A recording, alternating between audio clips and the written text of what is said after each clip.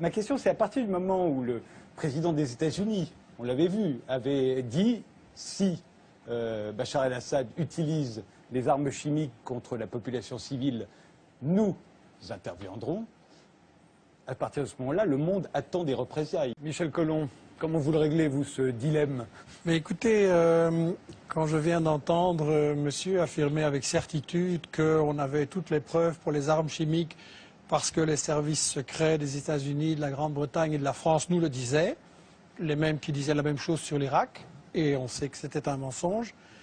Je pense que, bon, moi qui suis les guerres et la propagande de guerre et la désinformation depuis 20 ans, tout ce que je viens d'entendre, là, ça en fait partie. Et je voudrais rappeler cette phrase du Premier ministre britannique Lloyd George. En 1914, il disait « Si les gens savaient à propos de la guerre, elle serait arrêtée tout de suite, mais les gens ne savent pas et ne peuvent pas savoir. » Et cette 20 années d'études sur les guerres et tous les prétextes de ce genre et tous les mythes qui ont été fabriqués comme ça m'ont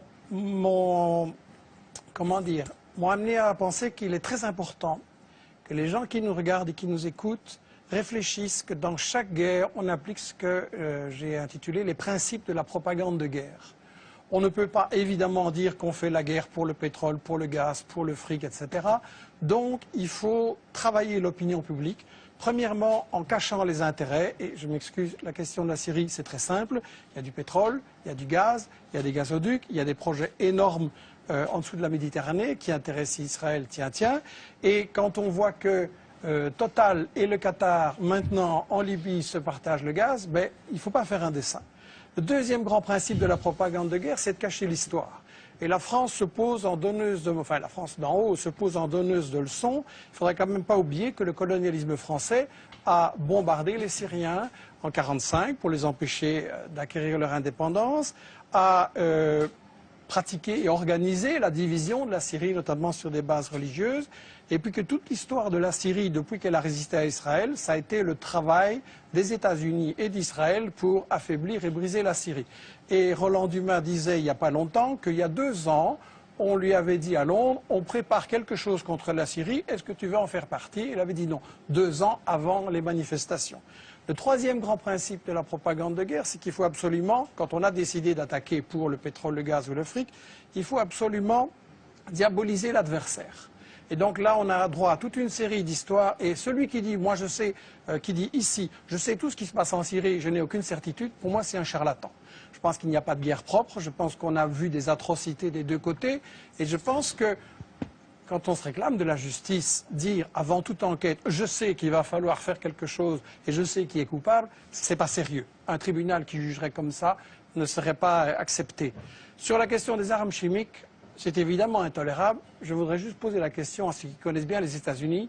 Quel est le pays dans l'histoire qui a le plus utilisé des armes chimiques, biologiques et bactériologiques? Sinon les États-Unis, avec 250 kilos d'armes chimiques balancées sur le Vietnam et maintenant encore des bébés qui naissent comme des monstres. Et dans toute une série d'autres pays.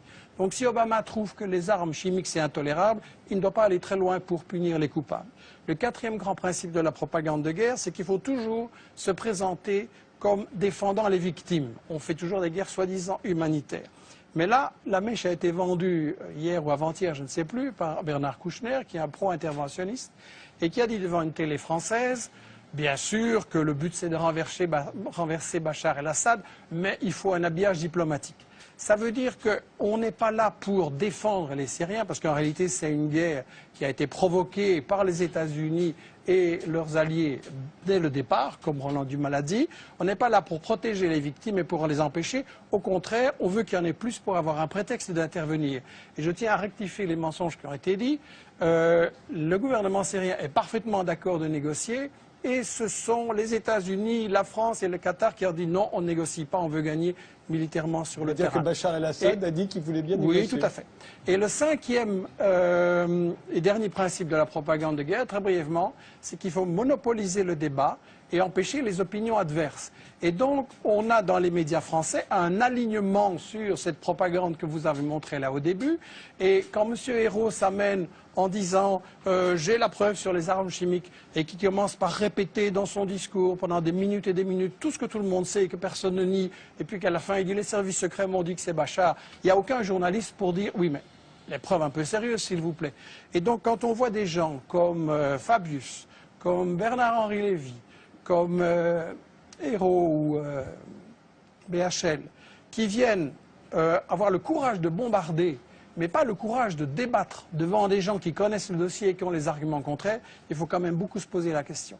Et j'insiste sur cette question des 5 principes de la propagande de guerre, parce que, et ce sera ma conclusion, l'année prochaine, vous risquez peut-être de m'inviter sur l'Iran, ou sur l'Algérie, ou sur le Venezuela, ou le Congo, ou l'Érythrée, ou le Zimbabwe, et ça va être chaque fois la même comédie, chaque fois avec les mêmes arguments. Il n'y a pas de guerre vraiment humanitaire, il y a toujours des intérêts pour le fric, il y a toujours des intérêts pour les matières premières, et il est temps quand même qu'on se dise, si on veut une humanité solidaire et mettre fin aux guerres, il faut voir qui provoque ces guerres.